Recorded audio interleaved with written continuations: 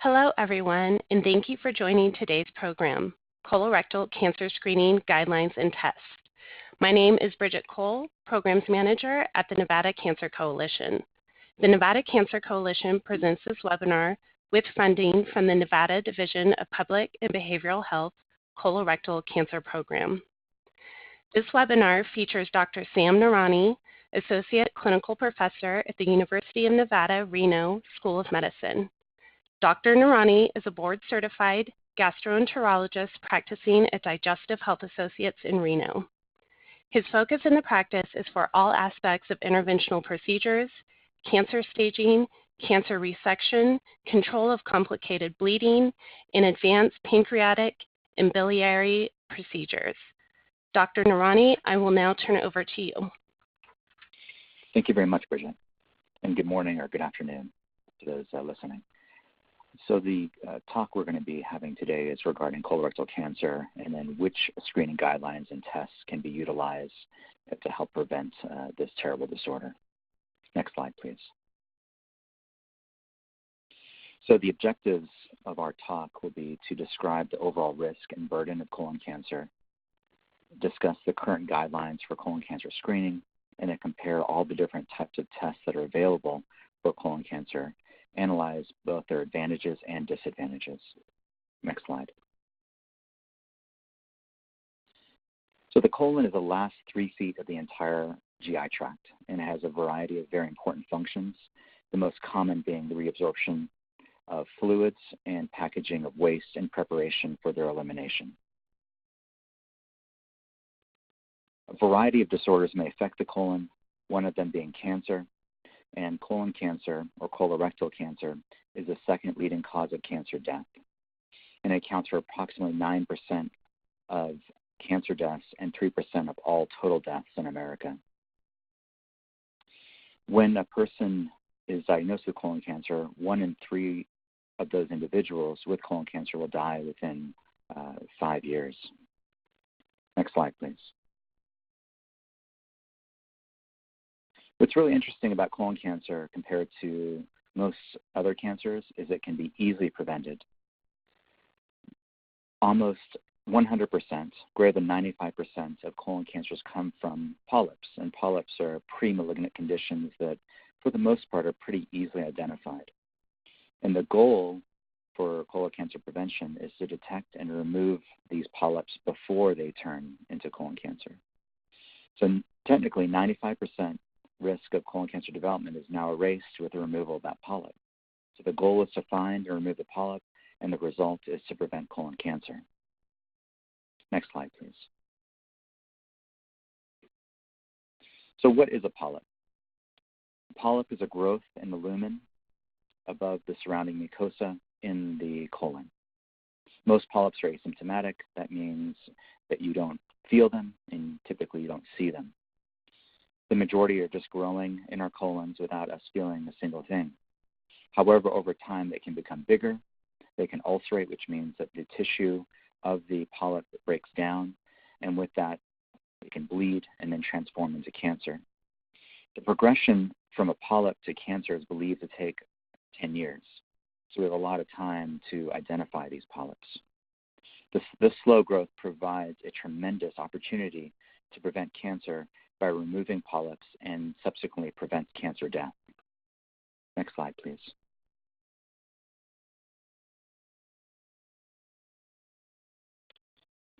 The biggest risk factor for colon cancer is increasing age, which is why we begin screening guidelines at a certain age point. 90% of cases are in patients greater than 50 years old, but what's interesting and very alarming is recent evidence recognizes that these age-related risks are actually starting much earlier. And many societies, that being the GI societies and the oncology societies, are actually advocating to start screening all individuals at age 45 as opposed to age 50. The most modifiable factors to prevent colon cancer are diet. That can't be emphasized anymore. It really comes down to what we're eating. Plant-based foods decrease the risk for colon cancer. Animal-based foods increase that risk. And individuals who have obesity, lack exercise, consume an excessive amount of alcohol or consume any amount of tobacco will also have increased risk for development of colorectal cancer. Next slide, please. In addition to the age-related risks and the lifestyle and diet-related risks, there's also a genetic component, and there are hereditary GI cancer syndromes that represent a phenotypic diverse group of disorders that exhibit distinct patterns of inheritance in an individual's progeny.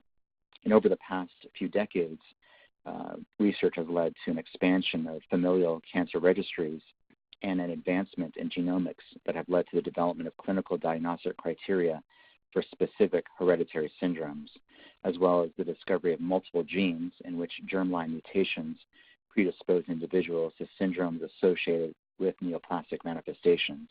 And some of these syndromes are Lynch syndrome, familial adenomatous polyposis syndrome, Peutz-Jeghers syndrome, as well as inflammatory bowel diseases, which are not genetic disorders for cancer, but also increase risk for development of colon cancer. And these inflammatory bowel disorders, or IBD diseases, are ulcerative colitis and Crohn's disease. Next slide, please.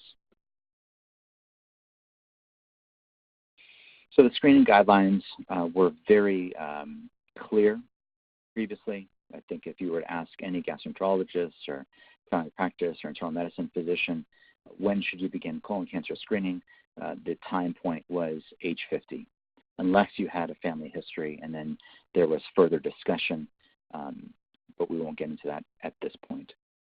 Currently, because we're starting to see individuals being diagnosed with colon cancer at age 30 and age 40 without a predisposing genetic history, a lot of the GI societies are advocating the screening guidelines to change to everyone being screened at age 45. So this is an area of discussion, but overall, at this time, we are starting to begin discussions to have colon cancer screening begin at age 45 to 50. It's very important to talk to your healthcare provider about which test is the best option for the patient.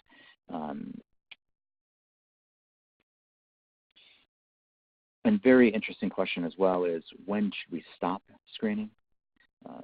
Typically, the age was 70 to 75 for average risk patients, but in special circumstances, we continue screening into the 80s, especially in individuals who are very healthy.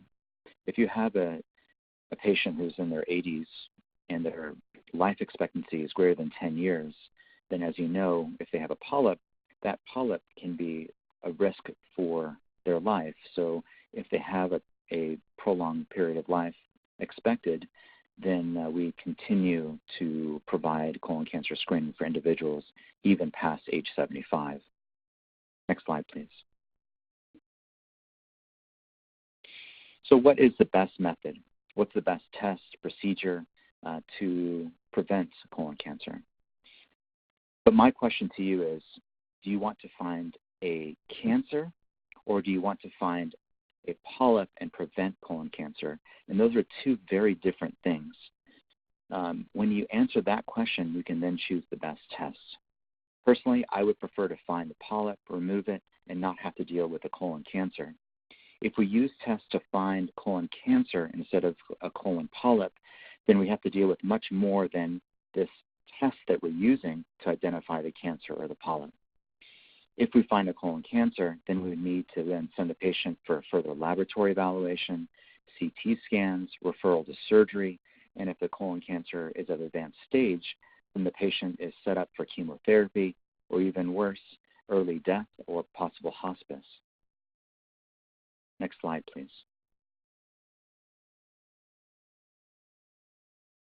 So decision-making for the best screening tests. Polyps form cancers. Cancers kill people.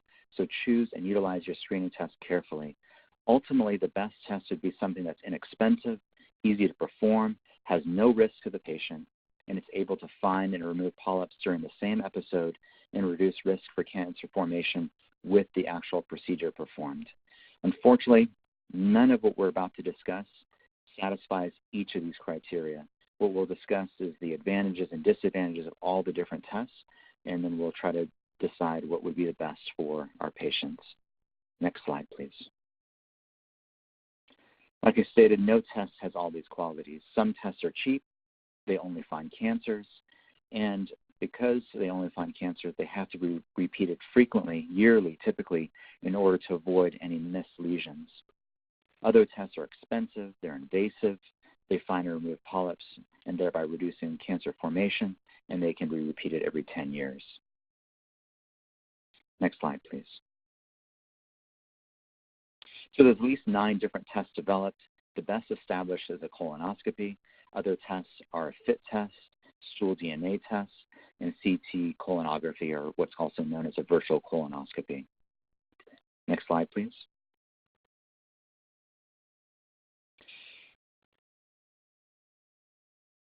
A colonoscopy is a direct endoscopic examination of the entire colon. Essentially, we are looking inside the colon in real time, and we're able to identify polyps, which is the diagnostic portion of the procedure. And then at the same time that we're identifying the polyps, we're then able to therapeutically remove them, thereby eliminating the risk for colon cancer. So everything is done in one single shot. If nothing is found during this colonoscopy, and the examination was a very good one, the quality of a colonoscopy is so high that we are assured that the patient will be safe for another 10 years, and the patient can then have an extended screening interval and have a repeat colonoscopy in 10 years. So those are the advantages of doing a colonoscopy. You are able to identify the polyps, remove the polyps, and eliminate risk for cancer. And if the colonoscopy was normal, you don't have to do it again for 10 years. But there are obstacles with colonoscopies. It requires a bowel preparation, and what that means is the patient has to drink a solution that will cleanse the colon of all the stool and residue within it. That way we can actually visualize the polyps for removal. In addition, it is an invasive procedure. It requires extreme skill. Experienced gastroenterologist typically will perform the procedure safely and effectively. There are some risks. Typically the risks are less than 1 in 1,000 and 1 in 10,000 patients, but they are real risks of bleeding and perforation. And access is an issue. You have to make an appointment to see a gastroenterologist. You have to get evaluated for this and then actually perform the procedure. It's a costly procedure, but it is an invasive one and with clear advantages. Next slide, please.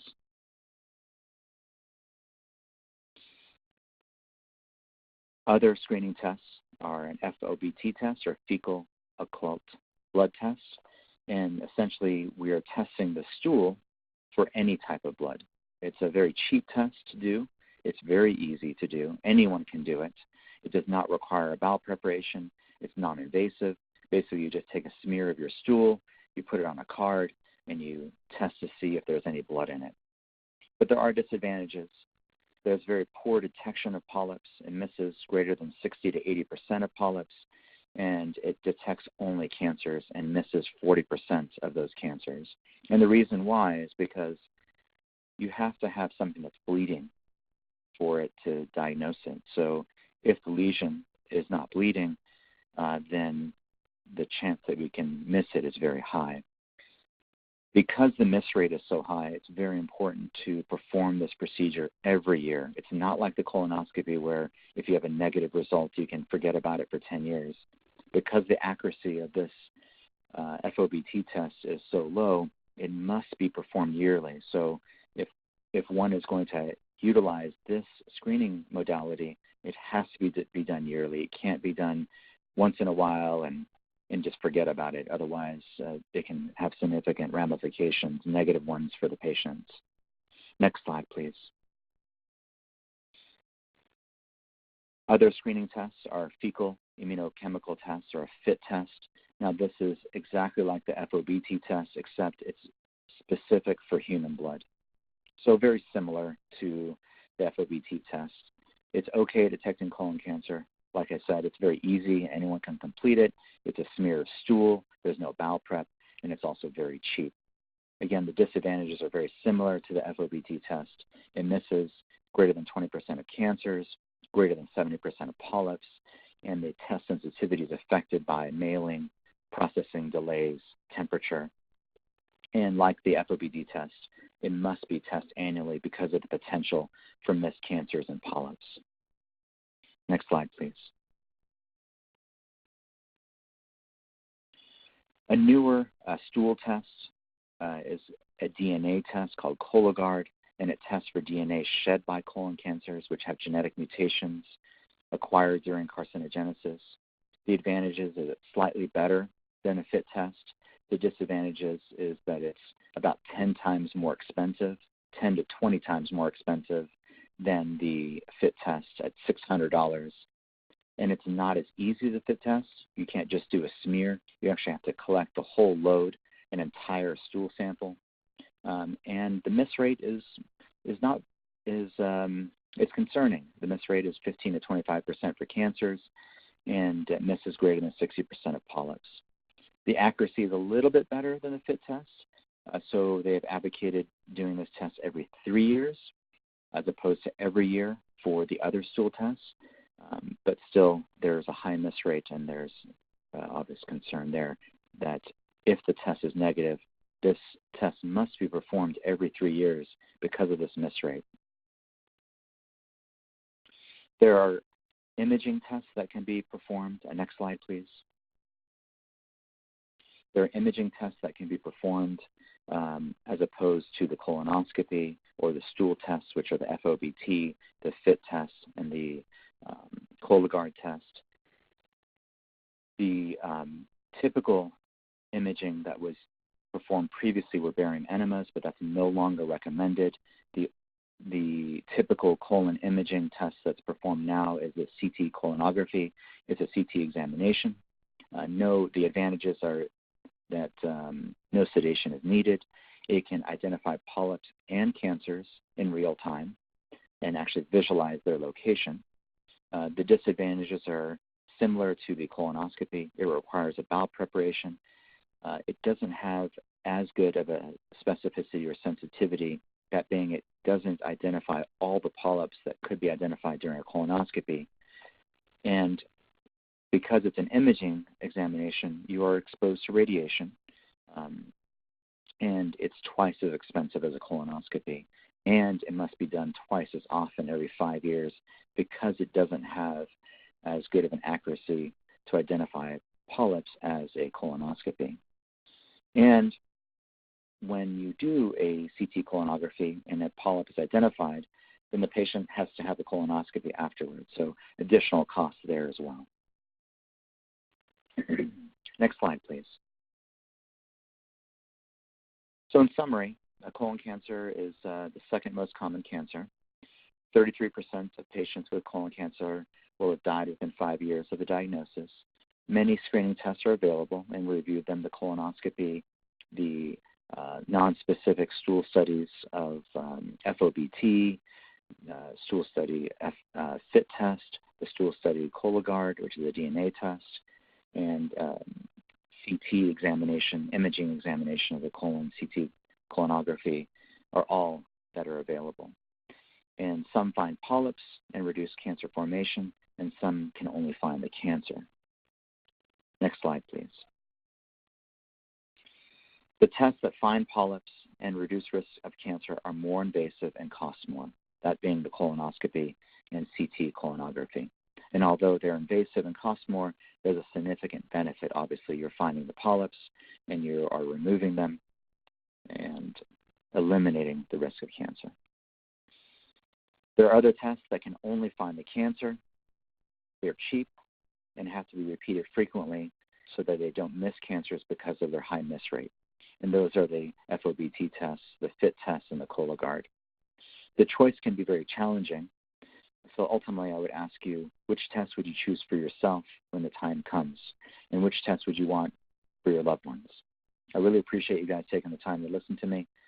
I hope that you have much success in your careers. Thank you very much. Thank you so much, Dr. Nourani.